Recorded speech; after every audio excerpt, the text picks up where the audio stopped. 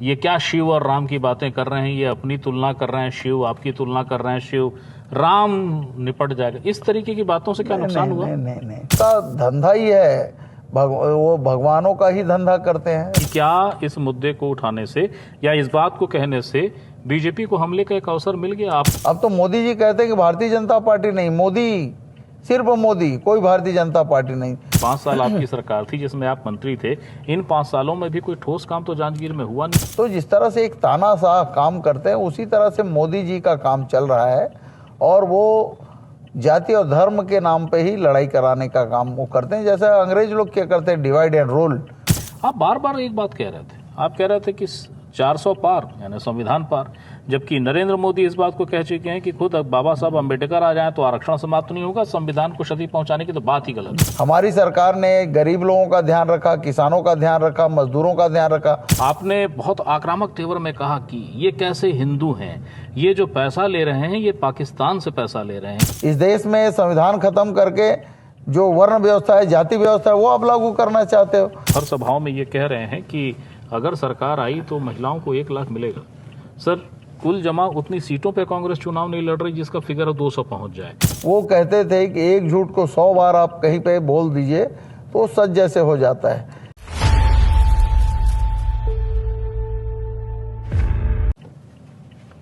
नमस्ते, मेरा नाम है याज्ञवल्क और लोकसभा चुनाव चल रहे हैं प्रदेश में। मैं जांजगीर लोकसभा सीट पर हूं।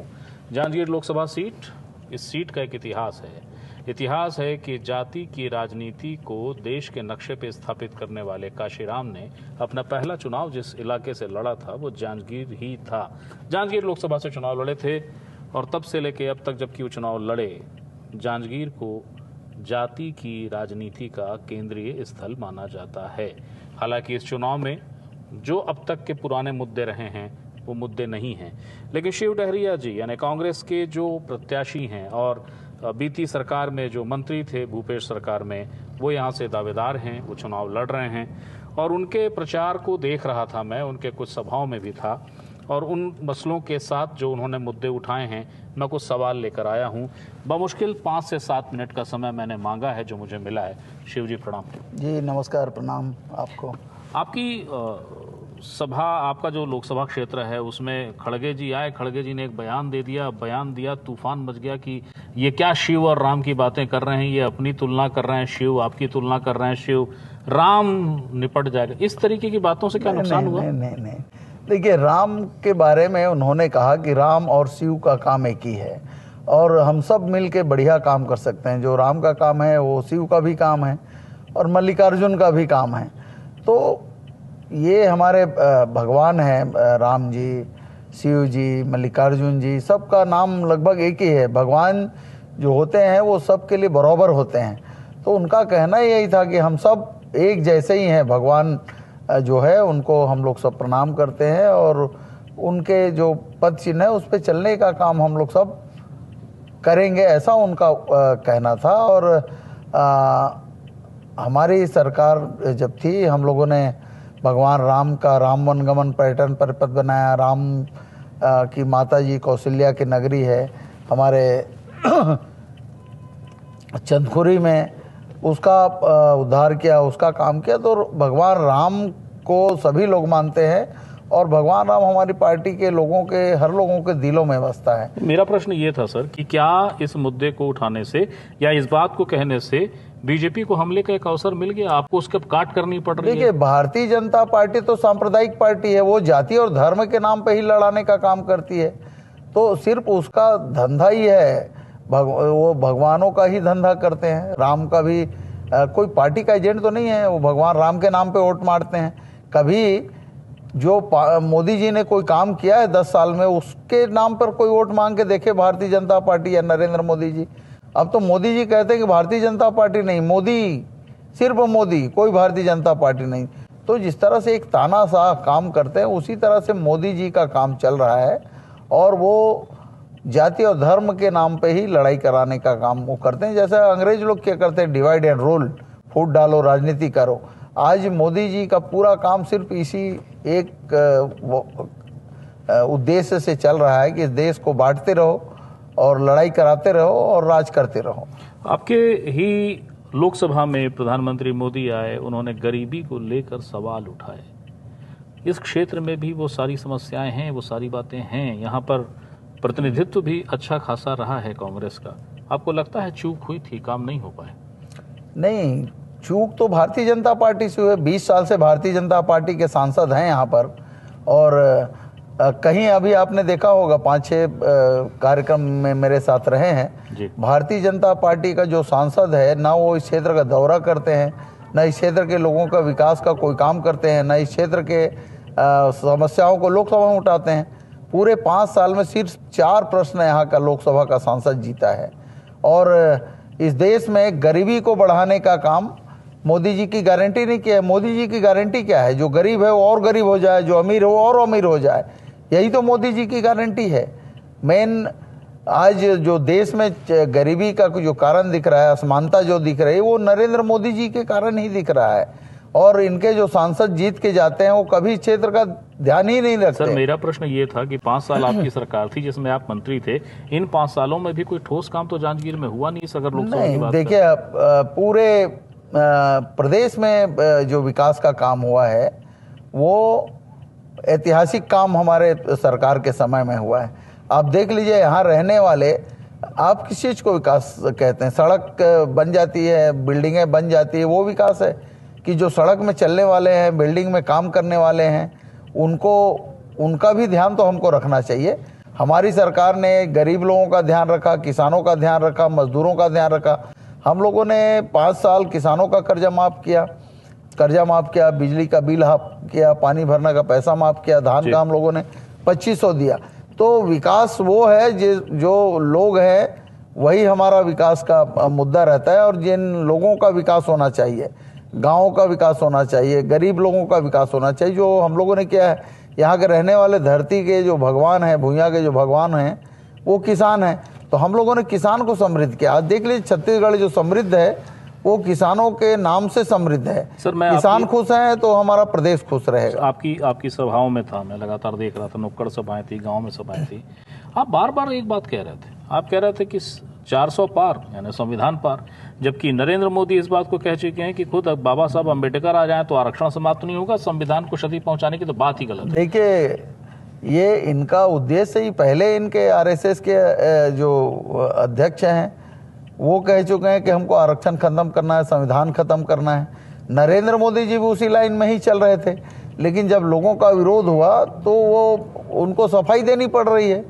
आज वो 400 पार क्यों मांग रहे हैं? 400 पार का मतलब है 1/3 बहुमत आपको चाहिए। आप चाहते हैं संविधान खत्म कर दें, इस देश में मनुवाद लागू करना चाहते हो आप, इस देश में संविधान खत्म करके जो वर्ण व्यवस्था है, जाति व्यवस्था है, वो आप लागू करना चाहते हो।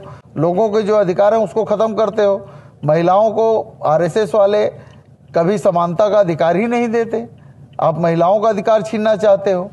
तो ये अभी जब लोगों का विरोध शुरू हुआ तो अपनी सफाई देते फिर रहे हैं, लेकिन उनका उद्देश्य 400 पार का मतलब है संविधान बदलने का।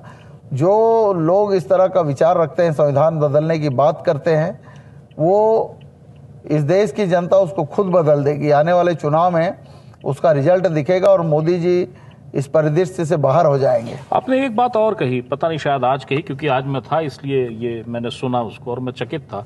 आपने बहुत आक्रामक तेवर में कहा कि ये कैसे हिंदू हैं, ये जो पैसा ले रहे हैं ये पाकिस्तान से पैसा ले रहे हैं, ये पैसा ले रहे हैं उन लोगों से जो स्लॉटर हाउस चलाते हैं, यानी पशुवध करने वालों से पैसा लेते हैं। शिव डहरिया इतने आक्रामक कैसे हो गए? वो तो इतने आक्रामक नहीं थे। नहीं, ये लोगों का कहना है। मैं तो कई सभाओं में गया हूँ तो लोगों ने ही कहा कि नरेंद्र मोदी जी ने जिस तरह से चंदा लिया है, हिंदुत्व के नाम पे वो राजनीति करते हैं। लेकिन ये क्या हिंदुत्व है कि आप इन लोगों से भी चंदा ले रहे हैं जो इस तरह का स्लॉटर हाउस का काम चलाते हैं, स्लॉटर हाउस के माध्यम से अपनी रोजी रोजगार चलाते हैं। आप उससे चंदा ले रहे हो। आप कहते हो हम गौ को माता मानते हैं, और जो गौ माता का वध कर रहे हैं उन लोगों से भी आप चंदा ले रहे हो। तो ये तो हिंदुत्व के खिलाफ है, इसलिए मैंने इन बातों को कहा है। और आप रोज पाकिस्तान को गाली देते हो पानी पी पी कर कि पाकिस्तान को हम ऐसा कर देंगे, पाकिस्तान को वैसा कर देंगे, और आप पाकिस्तानी कंपनियों से चंदा ले रहे हैं। तो ये तो कहना कुछ है और करना कुछ है, दिखावा कुछ है, मुंह में राम और बगल में कुछ और। तो ये मोदी जी का सिद्धांत बन चुका है। जिस तरह से हिटलर का एक मंत्री हुआ करता था गोएबल्स, वो कहते थे कि एक झूठ को 100 बार आप कहीं पे बोल दीजिए तो सच जैसे हो जाता है, लेकिन सच सच ही रहता है, झूठ कभी सच हो नहीं सकता। और अब 10 साल में इस देश की जनता समझ चुकी है कि मोदी जी का झूठ का घड़ा भर चुका है और ये घड़ा जो है 4 जून को फट जाएगा और मोदी जी इस परिदृश्य से बाहर हो जाएंगे। चलिए बाहर हो जाए। एक चीज बताइए मुझे, जांजगीर जिले की हम बात करें तो पूरी की पूरी जो सीटें हैं वो कांग्रेस को गई हैं। वो वोट ऑफ मार्जिन को अगर मैं देख लूं तो आप उम्मीद रखते हैं कि यही समर्थन, यही वोट का जो डिफरेंस है हर विधानसभा से आपको मिल जाएगा बतौर प्रत्याशी? आप ये दम रखते हैं? हाँ, निश्चित रूप से हमारे 8 विधानसभा में कांग्रेस के विधायक हैं इस लोकसभा क्षेत्र में। जो पूरे प्रदेश में ऐसा लोकसभा क्षेत्र है जहां सिर्फ कांग्रेस के विधायक हैं इस लोकसभा में, और हमारे सारे विधायक काम कर रहे हैं, हमारे सारे कार्यकर्ता मेहनत कर रहे हैं और लोगों में एक उत्साह का माहौल दिख रहा है कि इस बार हम कांग्रेस पार्टी लोकसभा जीत के आएगी, और ये हमारे कार्यकर्ता आम लोग ही कह रहे हैं। तो निश्चित रूप से प्रजातंत्र में जनता ही मालिक होती है और जो मालिक कहता है, जो निर्णय करता है, वही प्रजातंत्र में सर्वोपरि होता है। तो हम जीतेंगे और जांजगीर भारी मतों से जीतेंगे। आखिरी 2 सवाल हैं आखिरी। क्या भारतीय जनता पार्टी को आप कहीं भी, खासकर इस लोकसभा में, गिनती में नहीं पा रहे? क्या उनके समर्थक नहीं, क्या उनके कार्यकर्ता नहीं, क्या उनका कार्यक्रम नहीं हो रहा? नहीं, हमने तो ऐसा नहीं कहा है भाई। उनके लोग हैं, वो अपने पार्टी का काम कर रहे हैं, हमारे पार्टी के लोग हमारे पार्टी का काम कर रहे हैं, लेकिन जनता जो है वही निर्णय करती है और जनता देख रही है कि कौन अच्छा काम करता है, कौन नहीं करता है। निर्णय उनका है और जनता ने जो संकेत दिया है, जनता में जो जिस तरह का उत्साह दिख रहा है वो कांग्रेस के पक्ष में सीधे दिख रहा है। आखिरी सवाल है मेरा, एक चीज मुझे बताइए, आप हर सभाओं में ये कह रहे हैं कि अगर सरकार आई तो महिलाओं को 1 लाख मिलेगा। सर, कुल जमा उतनी सीटों पे कांग्रेस चुनाव नहीं लड़ रही जिसका फिगर 200 पहुंच जाए, तो ये किस आधार पे आप कह रहे हैं महिलाओं को कि हम तो चुनाव लड़ेंगे और जीतेंगे तो आपको देंगे? आप फिर कह देंगे उतना बहुमत नहीं आया तो फिर क्या होगा? नहीं, बहुमत का सवाल, कांग्रेस पार्टी इंडिया गठबंधन की सरकार बनेगी और हम जो घोषणाएं करते हैं उसको पूरा करते हैं। आपने देखा होगा कि हम लोग छत्तीसगढ़ में हमारी जो घोषणाएं थी हम लोगों ने उसको पूरा किया। कांग्रेस पार्टी जो कहती है वो करती है, लेकिन भारतीय जनता पार्टी का, मोदी का गारंटी कहाँ है? मोदी जी ने जिन बातों को कहा था वो कहीं दिखता नहीं। मोदी जी कहते थे कि कांग्रेस ने बहुत भ्रष्टाचार किया था और विदेशों में काला धन जमा किया है, हम उनको लाएंगे, लोगों को 15-15 लाख देंगे। झूठ निकला, मोदी जी का पूरा झूठा निकला। उनकी सरकार 10 साल हो गई, कहाँ गया उनके वादे कि वो कहाँ 15-15 लाख लाने वाले थे? हमारी कांग्रेस पार्टी ईमानदारी से काम करती है और 2 करोड़ रोजगार देने की बात हर साल किया था, कहाँ मिला 2 करोड़ रोजगार? ऊपर से मनरेगा की जो हमारी रोजगार गारंटी का काम होता था उसका बजट काट दिया, लोगों को रोजगार नहीं मिल रहा है। बहुत सारे लोग सरकारी नौकरी में थे, हटा दिए गए। महंगाई कम करने की बात मोदी जी ने की, उनकी गारंटी खत्म हो गई। आज जो डीजल पेट्रोल जो 50-55 रुपये मिलते थे, आज 100 से ऊपर शतक मार दिया है। दाल तेल जो उपभोक्ता सामान है वो आसमान छू रहे हैं। गैस का दाम देख लीजिए, 450 था, आज 1200 हो गया। तो ये मोदी जी जानबूझकर इस देश को बहकावे में, जनता को बहकावे में लेकर धार्मिक भावनाओं से खिलवाड़ करने का काम करते हैं, लोगों के भावनाओं से खिलवाड़ करते हैं और वोट लेने का काम करते हैं। और लोग उनके कभी कभी बहकावे में, झूठ में भी आ जाते हैं, लेकिन अब उनका झूठ पकड़ में आ गया है। अब इस बार इस देश की जनता जो है कांग्रेस पार्टी की ही सरकार बनाएगी, हमारी इंडिया गठबंधन की ही सरकार बनेगी। बहुत बहुत शुक्रिया शिव जी, आप जी धन्यवाद आपका। ये थे शिव डहरिया जो जांजगीर लोकसभा से कांग्रेस के प्रत्याशी हैं। हम इनके साथ घूम रहे थे ये समझने के लिए, जायजा लेने के लिए कि प्रचार के तरीके क्या हैं, क्योंकि बीजेपी के पास तो मोदी नाम है, एक ऐसा नाम जिसको माना जाता है कि अकाट्य है। दावा ये है कि इस बार ये नाम चलेगा नहीं, काम की बात है, हम काम की बात कर रहे हैं, काम का वादा कर रहे हैं और काम पूरा करके दिखाएंगे और इसी आधार पर वोट मिलेगा। अगली बार फिर किसी नए शख्सियत के साथ मैं फिर हाजिर होऊंगा, तब तक के लिए नमस्कार।